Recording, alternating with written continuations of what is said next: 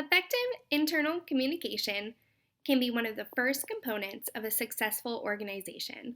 In every organization, there are many different individuals that make up every different department.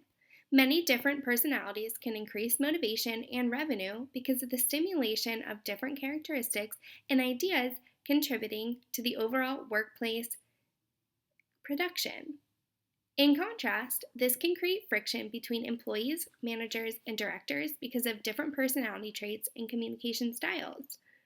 Ruck and Welch state communication within organizations is linked to higher levels of performance and service generating communication capital and social capital, grounded in organizational relationships. In short, effective communication within organizations can create a more positive social view, as well as increase the profitability of an organization.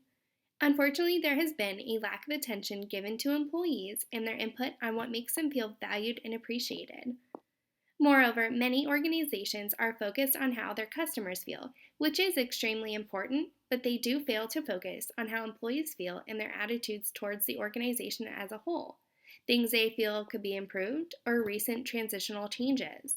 Ruck and Welch note, employees' primary needs include first, more information about personal job-related matters, and then information about organizational decision making and greater opportunity to voice complaints and evaluate superiors.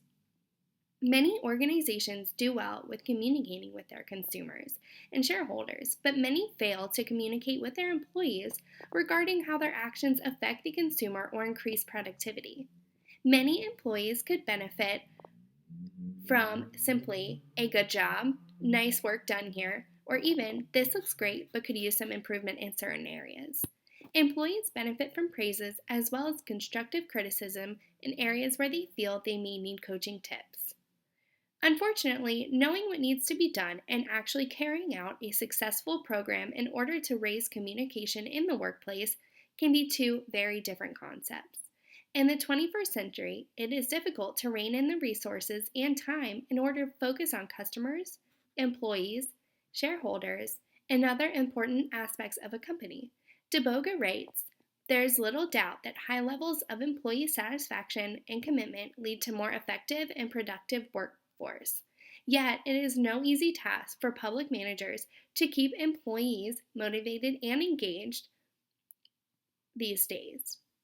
Given the increased workloads and decreased resources, pay freezes, the possibility of furloughs, and negative public attitudes towards the government.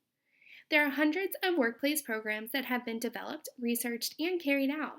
Some of these are successful and some of these are not. DeBoga outlines a few key steps to success. Although these are broad when implemented for different organizations, they can be narrowed down and molded for the organization to achieve success.